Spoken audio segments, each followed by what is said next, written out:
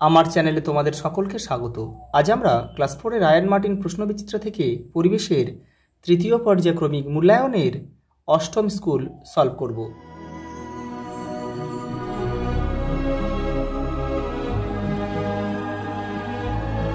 দেখো 8 নম্বর স্কুল বসিরহাট প্রাথমিক বিদ্যালয়। প্রথম প্রশ্ন দেখো কি বলেছে। পশ্চিমবঙ্গের কোথায় গান্ধীজির নামে সংগ্রহশালা রয়েছে? তো উত্তর 24 পরগনার ব্যারাকপুরে। দেখো মমে কি?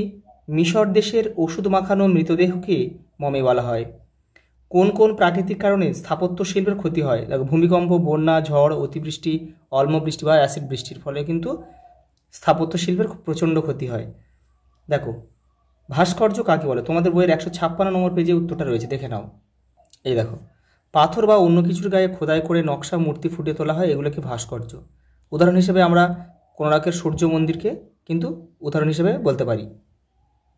পরেরটা দেখো ভারতের প্রধান একটি ভাস্কর্য শিল্পের নাম লেখো। দেখো অজন্তা ইলোরার গুহার ভাস্কর্য কিন্তু খুব উল্লেখযোগ্য ভাস্কর্য। দেখো মেঘালয়ের দুটি আদিবাসী সম্প্রদায়ের নাম গারো, খাসিয়া, জয়ন্তীও লেখা যায়। আরাবাড়ি বনভূমি কোথায় অবস্থিত? পশ্চিম মেদিনীপুরে অবস্থিত।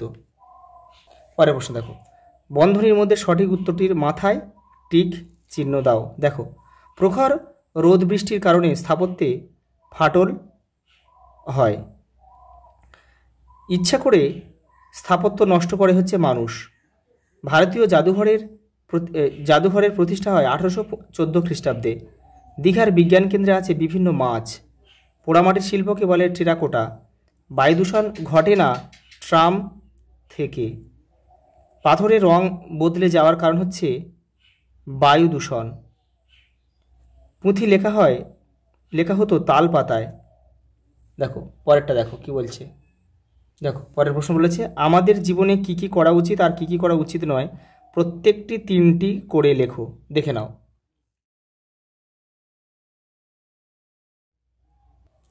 পরের প্রশ্ন দেখো বলেছে দক্ষিণেশ্বর মন্দির, কোণার্কের সূর্য মন্দির, তাজমহল, ফোর্ট উইলিয়াম দুর্গ এগুলি কোন শিল্পকলার অন্তর্গত?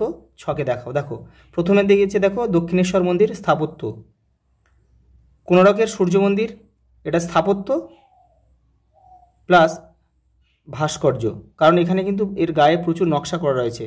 তাজমহল এটা স্থাপত্য সঙ্গে একটা স্মৃতিসৌধ বলতে কারণ নামের এটা হচ্ছে তোমার মমতাজ বেগমের স্মৃতি উদ্দেশ্যে কিন্তু বানানো হয়েছিল। দেখো ফোর্ট উইলিয়াম দুর্গ হচ্ছে একটা স্থাপত্য। দেখো পরেরটা কি দিয়েছে দেখো।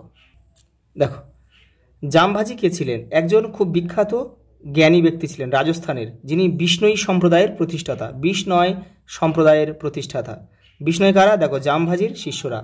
পরেরটা দেখো হিমালয়ের পাদদেশ অঞ্চলে গাছ কাটা কার জন্য নিষিদ্ধ হলো? সুন্দরলাল বহুগুণা। তার নেতৃত্ব দিয়েছিল কিন্তু সেইখানের অধিবাসীরা কিন্তু যুক্ত ছিল, ঠিক আছে, সেটা হচ্ছে তোমার চিপকো আন্দোলন।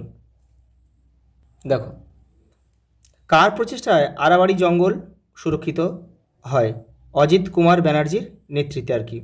মফলং পবিত্র বনভূমিটি কোথায় অবস্থিত? মেঘালয়ে অবস্থিত। কোণার্কের সূর্য মন্দিরের কটি চাকা আছে? 24টি। পরের প্রশ্ন দেখো কাঁচের বেমানান শব্দটা গোল করতে বলেছে। কাঁচের টুকরো, প্লাস্টিকের বোতল আর সবজির খোসা আর টিনের কৌটো এইটা কিন্তু বাদ যাবে। এই সবজির খোসা দেখো এটা জৈব, আর এগুলো সব কিন্তু দেখো কাঁচের টুকরো এগুলো হচ্ছে অজৈব পদার্থ আর কি। দেখো নদী, পুকুর, বিল, বন, দেখো এই বনটা বাদ যাবে, এগুলো সব দেখো জলাশয়। দেখো চাঁদ, বুধ, শনি, নেপচুন, এখানে চাঁদটা বাদ যাবে, এটা হচ্ছে উপগ্রহ, আর বাদ বাকি 3টে হচ্ছে গ্রহ। দেখো সিঙ্গাড়া, রসগোল্লা, সন্দেশ, ল্যাংচা, এখানে সিঙ্গাড়াটা বাদ যাবে, এটা দেখো এটা তেলে ভাজা, এটা দেখো সব মিষ্টি। দেখো পরেরটা দেখো সৌরজগতের সবচেয়ে বড় গ্রহ বৃহস্পতি। সমুদ্রের জল থেকে লবণ তৈরি হয়। গম্ভীরা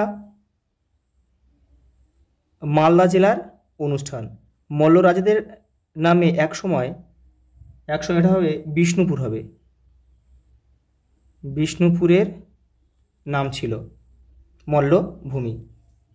দেখো একটা স্তম্ভ দিয়েছে, দেখো কালিম্পং হবে কোথায়? দেখো লেপচা মিউজিয়াম হচ্ছে কালিম্পংয়ে অবস্থিত, এখানে ক লিখবো আমরা। কলকাতার একটি স্মৃতিসৌধ শহীদ মিনার। পরেরটা দেখো, কৃষি সংগ্রহশালা কি দেখব, চাষের যন্ত্রপাতি। পশ্চিমবঙ্গের সবথেকে পুরনো গির্জা হচ্ছে ব্যান্ডেল চার্চ, 1660 খ্রিস্টাব্দে কিন্তু নির্মিত হয়েছিল। পরেরটা দেখো, টিকা লিখো, গুহা চিত্র।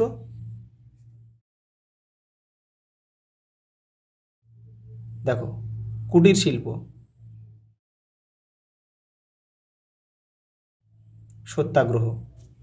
এই যে দেখো সত্যাগ্রহ, এখান থেকে এটা পুরোটা লিখবে কিন্তু। আজ এই পর্যন্ত, দেখা হবে পরের ভিডিওতে।